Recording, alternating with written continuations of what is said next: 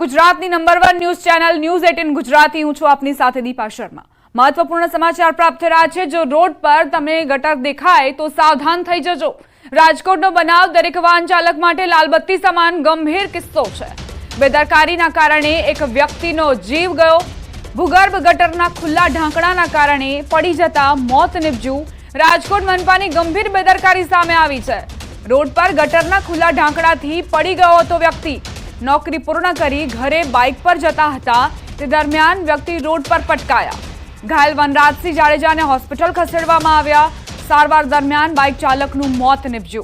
गांधीग्राम हीराना बंगला नजीक बनाव बन्यो हतो। 3 सप्टेम्बरे आ बनाव बन्यो हतो, जे बाद घायल वनराजसिंहने होस्पिटल खसेडाया हता, ज्यां गईकाले सारवार दरमियान तेमनुं मोत थयुं। પડધરી તાલુકાના વચલી ઘોડી ગામના વતની વનરાજસિંહના નિધનથી પરિવારમાં ભારે શોક ફેલાયો છે। सवाल अहीं है कि आखिर प्रशासन क्यारे जागशे, हजू केटला भोग लेवाशे त्यारे कोई ज कामगीरी जोवा मळशे। गटरना खुल्ला ढांकणा आखिर कोण जवाबदार? न्यूज 18 नी टीम बनाव स्थळे पहोंची। गांधीग्राम हीराना बंगला पहोंची। न्यूज 18 नी टीम ज्यां बनाव बन्यो हतो त्यां जईने तपास करी। हाल पण गटरनुं समारकाम चाली रह्युं छे। रोड पर आ जीवलेण गटरो અને નિર્દોષના મોત થઈ રહ્યા છે। કોણ જવાબદારી નક્કી કરશે? કોણ જવાબદારી ઉઠાવશે? મનપા આખરે ક્યારે કાર્યવાહી કરશે આ ખુલ્લા ગટરના ઢાંકણા પર? વરસાદનો વિરામ છતાં પણ ખુલ્લી ગટરો હજુ પણ કેમ જોવા મળી રહી છે? વાહન ચાલકો ત્યાં ખાબકી રહ્યા છે, પરંતુ પ્રશાસનના અધિકારીઓને સમય નથી કે આ સમસ્યાનું નિરાકરણ લાવે।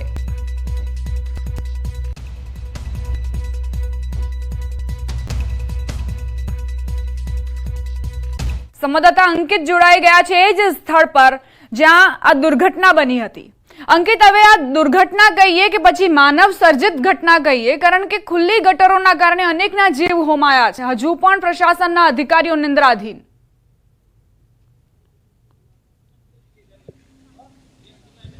રાજકોટ મહાનગરપાલિકાના પદાધિકારીઓ તેમજ અધિકારીઓની અણઆવડત અને તેમની ગંભીર બેદરકારીના કારણે વધુ એક વ્યક્તિનું છે તે મોત નીપજ્યું હોવાનું છે તે સામે આવ્યું છે।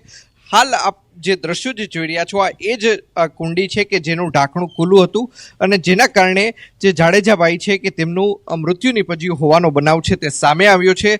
ઘટનાના 10 દિવસ બાદ તેમનું મૃત્યુ છે તે નીપજ્યું છે। ત્યારે અહીંના જે લોકો છે આપણે તેમની સાથે પણ વાતચીત કરવાનો પ્રયત્ન કરીશું કે આખરે વનરાજસિંહ જાડેજાનું જે મૃત્યુ થયું હતું ત્યારબાદ અહીંની પરિસ્થિતિ કેમ છે। કાકા, શું કહેશો? અહીંની પરિસ્થિતિ હવે કેમ છે? આ ઢાંકણું તો બૂરી દીધું છે, અમે જોયું કે સમારકામ પણ કર્યું છે। જે અક્ષરનગર વિસ્તાર છે, મોચીનગર વિસ્તાર છે, તેની હાલત કયા પ્રકારની છે? અક્ષરનગર 1 શેરી નંબર 1 માં ઢાંકણું ચોરસ ઢાંકણું છે, એને એક કિનારી છે ને અંદર વહી ગઈ છે અને વાહન જો હાલે ને તો સીધું અંદર ઢાંકણું વહી જાય, એટલે અહીંયા અકસ્માત થવાની શક્યતા છે। અક્ષરનગર 1 માં મહિના દીથી છે, હજી કોઈ જવાબ દેતું નથી। અત્યારે ફોન કર્યો કે હમણાં આવી છે એમ કીધું મને। તમે કોને હાલ ફોન કર્યો છે? અત્યારે મ્યુનિસિપાલિટી આરોગ્ય ખાતે બોલું છે ને। ચોક્કસ અન્ય પણ એક ભાઈ છે, શું કહેશો કયા પ્રકારની પરિસ્થિતિનું નિર્માણ તમારા વિસ્તારની અંદર છે? અમારી દર વખતે પ્રશ્ન આ જ રહે છે કે જે આ ચોકમાં પાણી જે ભરાય છે, જે વિસ્તારમાં અમે ઘણી ફરિયાદો કરી છે તો સાંભળતું નથી। આ રીતે વંડાવું છે કે ખુલ્લા પડ્યા છે, એ સાફ કરવા કે ધ્યાન રાખવા કોઈ આવતું નથી। જ્યારે જે રીતે મોસમ આવે રીતે પ્રમાણે જોવા આવે પછી નથી આવતા કોઈ જોવા। ચોક્કસ તો બાદમાં કોઈ કાર્યવાહી કરવામાં નથી આવતી। આપણે અહીંની જે મહિલાઓ છે આપણે તેમની સાથે પણ વાતચીત કરવાનો છે તે પ્રયત્ન કરીશું કે આખરે તેમના વિસ્તારની પરિસ્થિતિ કયા પ્રકારની છે। ઢાંકણાઓ ખુલ્લા રહેવાના કારણે લોકોના મોત નીપજી રહ્યા છે। બેન, શું કહેશો કયા પ્રકારની પરિસ્થિતિનો સામનો તમે બધા કરી રહ્યા છો? મહાનગરપાલિકા ખરેખર કામ કરવા આવે છે? એટલે છે ને અહીંયા પાણી બહુ ભરાય છે, એટલે ઘરમાં કરી જાય છે। બાજુવાળા છે ને અમારા બાજુમાં એનો નીચેનો રૂમ છે ને પાણી એટલામાં બહુ જ ભરાઈ જાય। વરસાદ ઓલા હાઈતમ આવે ને, હાઈતમ ઉપર તો કઈડે પાણી એટલે ભરાઈ ગયું, તો સાધન વાળાને બહુ પ્રોબ્લેમ થાય છે। પછી ઢાંકણા કેટલા દિવસ સુધી ખુલ્લા રાખે છે મહાનગરપાલિકા? કોઈ ખોલતા જ નથી ઢાંકણા, તો કોઈ ખોયલા નહોતા હજુ ખેલે, તો અમે તો હમણાં જ રહેવા આવ્યા, 6 મહિના થયા। એટલે ચોક્કસ તો અન્ય લોકો છે આપણે તેમની સાથે પણ વાતચીત કરવાનો પ્રયત્ન કરીશું। અહીંયા જ જોઈ શકાય છે કે આજુબાજુની અંદર 3 જેટલા આ માત્ર 50 મીટરના જ ગાળાની અંદર 3 જેટલા ઢાંકણાઓ આવેલા છે. લોકોનું કહેવું છે કે અહીંયા મહાનગરપાલિકા છે તે પાણી ભરાવાના કારણે આ ઢાંકણા છે તે ખોલતું હોય છે, પરંતુ કેટલાક લોકોનું કહેવું છે કે ત્યારબાદ ઢાંકણા છે તે બંધ કરવામાં નથી આવતા. અન્ય સ્થાનિક પણ આપણી સાથે છે. કાકા, શું કહેશો, કયા પ્રકારની તકલીફ? અહીંયા હાલતા ઢાંકણા ખુલેલ તૂટેલું હતું. આ ઢાંકણું તે માટે અત્યારે હું હાજર જ હતો. એ ભાઈનું એક્સિડન્ટ થયું ને ત્યારે એની બાજુમાં કુંડીની આગળ જ રહું છું ત્યારે. અને આ ગેસની લાઈન ખોદી ગયા છે. હાલતા કેવડા મોટા ખાડા હોય, મેં 3 થી 4 વાર બુરેલા છે. વરસાદ આવે ધોવાઈ જાય એટલે પાછા મોટા મોટા ખાડા થાય. જો તમારી નજરે સામે છે ખાડા. ખાડા બુરવાનું કામ મહાનગરપાલિકાનું હોય છે, તો સ્થાનિકોએ શા માટે ખાડા બુરવા પડે છે? શું મહાનગરપાલિકાને ફોન કરવા છતાં તેમના અધિકારી, તેમના પદાધિકારી, તમારા કોર્પોરેટર આવે છે ખરા? નથી આવ્યા, હજી નહોતો આવ્યા. આ વોર્ડ નંબર 1 માં લાગે ને? આ 1 માં લાગે. આ ચોક્કસ. તો ખાસ કરીને વાત કરવામાં આવે તો વોર્ડ નંબર 1 માંથી જ જે ભાનુબેન બાબરિયા છે તે પણ અહીંથી કોર્પોરેટર છે. સાથોસાથ તેઓ રાજકોટ વિધાનસભા ક્ષેત્ર 71 ના પણ ધારાસભ્ય છે ને હાલ અત્યારે કેબિનેટ મંત્રી પણ છે. તો સમજી શકાય છે કે જો કેબિનેટ મંત્રીના જ ખાસ કરીને વાત કરવામાં, હું આ દ્રશ્યો પણ બતાવવાનો પ્રયત્ન કરીશ કે કેબિનેટ મંત્રીના જ વિસ્તારની અંદર જો આ પ્રકારના હાલ હોય તો અન્ય લોકોને કહેવું શું? અન્ય પણ જે લોકો છે આપણે તેમની સાથે પણ વાતચીત કરવાનો છે તે પ્રયત્ન કરીશું કે આખરે તેમનું શું કહેવું છે, તેમને કયા પ્રકારની તકલીફોનો છે તે સામનો કરવો પડે છે. જોઈ શકાય છે કે મોટી સંખ્યામાં હવે લોકો આવી રહ્યા છે. શું કહેશો, કયા પ્રકારની તકલીફ છે? સાહેબને કામ બોલવાનું છે, તમે આવી પેલા જોઈ જાવ, આમ જવો કે. અને નળની લાઈન ખોઈ દીધું આ ખાડા. આજ 2 વર્ષથી ખાડું બોલવા નથી આવ્યા. આમ તમે જોવો સાહેબને કાંઈ નીકળો તો ખબર પડે તમને કે સાહેબ કે સમજા. આમ તો જો આમ અમારા છોકરા, નાના છોકરા, મચ્છર માખડા બધું આ થાય છે. વરસાદમાં તો ગોઠણ પાણી કોઈ નથી આવ્યા રાજકારણીએ જોવા. શું કહેશો, કયા પ્રકારની તકલીફ થઈ છે? અત્યારે ખાડા ભરાય છે, પાણીના બહુ જ ઘરમાં પાણી ભરાઈ જાય છે. એટલે આ જરાક આ ખાડા બધા બોરી દો. અહીં જો તમે પેલા જોઈ લ્યો બધું. હા, જોઈ લ્યો તમે આજે પેલા. ચોક્કસ. તો અહીંયા જોઈ શકાય છે કે અક્ષરનગર શેરી નંબર 4 આ પ્રકારનું બોર્ડ લગાવવામાં આવ્યું છે. કોર્પોરેટર શ્રીનું નામ પણ લખવામાં આવ્યું છે કે શ્રીમતી દુર્ગાબા જે જાડેજા. પરંતુ આ જ કોર્પોરેટરના બોર્ડની પાસે જોઈ શકાય છે કે આ કુંડીઓ આવેલી છે ને આ કુંડીઓ ખુલ્લી રાખવાના કારણે લોકોના મોત છે તે નીપજે છે. ત્યારે મહાનગરપાલિકાનું જે આ તંત્ર છે તે ક્યારે જાગે છે તે જોવું અતિ મહત્વનું બની રહેશે. અન્ય લોકો પણ, મહિલાઓ આપણી સાથે છે.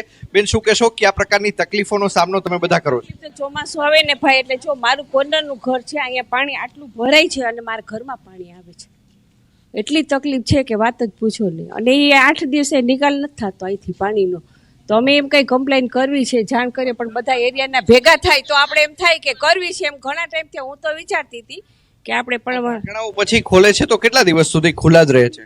જો ઓલું તો ખોલવા કોઈ આવ્યું જ નથી, એથી પાણી નિકાલ નતો થતો, તો મારે કમ્પ્લેન કરવી પડી હતી કે ભાઈ કમ્પ્લેન કરી લખાયું તો કે કેબર કામ નથી, કમ નહીં આવી અત્યારે. એ કે ઘરમાં બી તળાને પાણી ભરાઈ ગયું હતું.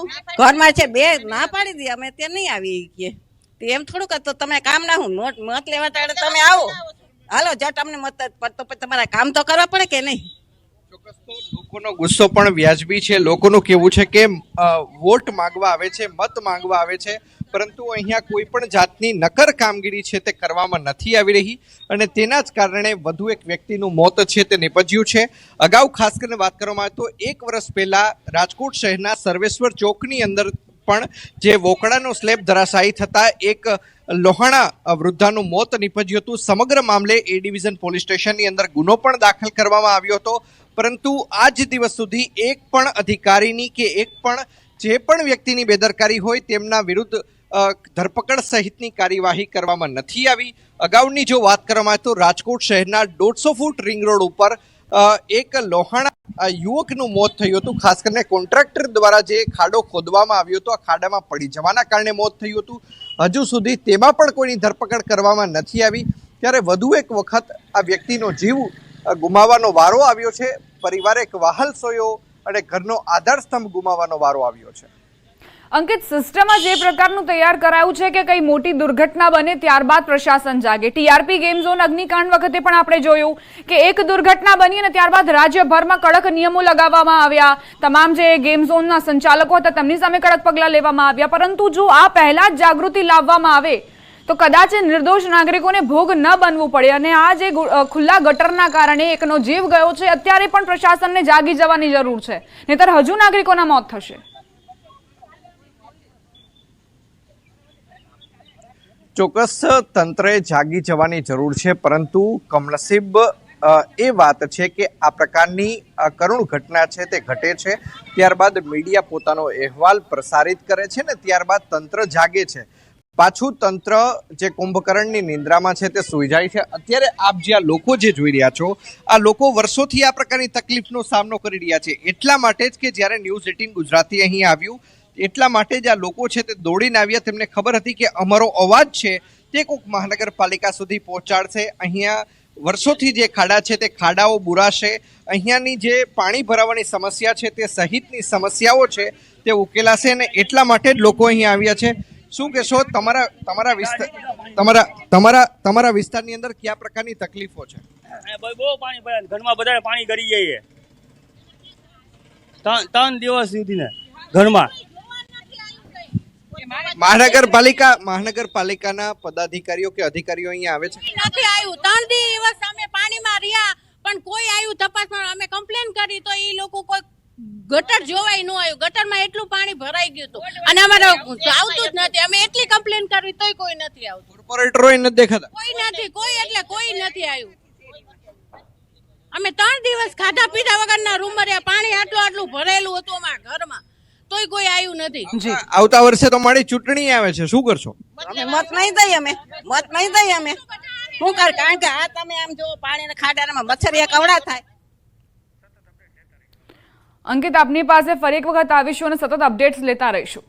તો અક્ષરનગર શેરી નંબર 4 માં શું સ્થિતિ છે તે નાગરિકો વર્ણવી રહ્યા છે અને પોતાની વ્યથા પણ ઠાલવી રહ્યા છે, પરંતુ પ્રશાસનના અધિકારીઓને ક્યાં સમય છે? સમાચારોમાં આગળ વધીએ. દેશના બીજા નંબરના 3 લેગ એલિવેટેડ બ્રિજનું પાલનપુર ખાતે લોકાર્પણ થયું અને પ્રથમ દિવસે જ આ બ્રિજ અકસ્માતનો બ્રિજ બન્યો. 4 કલાકમાં જ આ બ્રિજ પર 2 અકસ્માત સર્જાયા. વાહન ચાલકોના મતે બ્રિજ પર વાહનો માટે સેફટી અને દિશા સૂચક બોર્ડ નથી, જેના કારણે અકસ્માત સર્જાયા. કોઈ પણ વાહન ગમે ત્યારે ગમે ત્યાંથી આવી જાય અને ગમે ત્યાં ઘૂસી જાય છે, ગમે ત્યાં વળી જાય છે. એટલે બ્રિજ પર ચાલવાની અથવા તો સાઈડમાં ચાલવાની વાહન ચાલકોને ખબર નથી પડતી. અગાઉ બ્રિજના નિર્માણ સમય પણ ગટર પડવાનો બનાવ બન્યો હતો, જેમાં 2 યુવકોના મોત થયા હતા.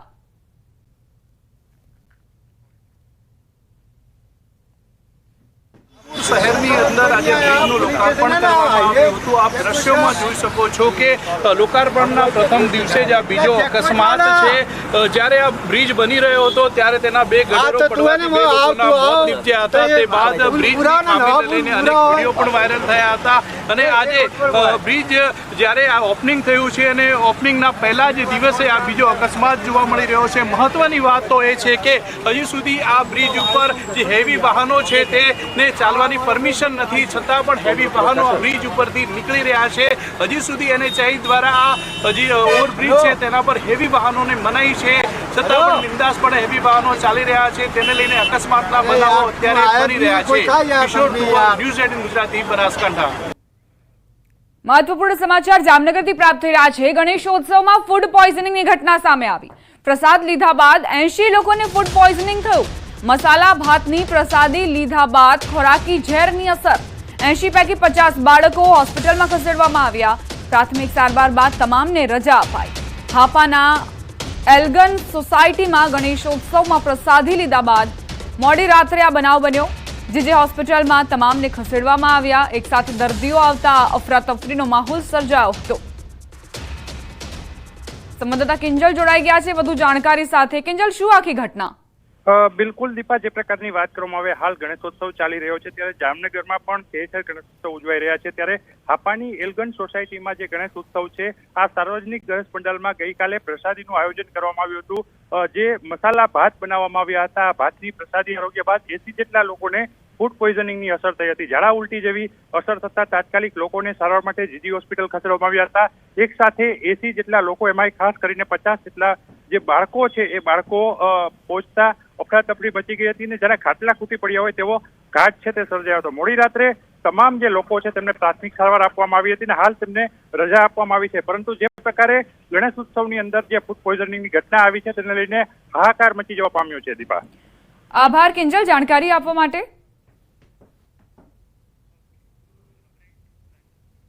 બુલેટિનમાં રોકાઈશું એક નાનકડા વિરામ માટે. આપ જોતા રહો ન્યૂઝ 18 ગુજરાતી.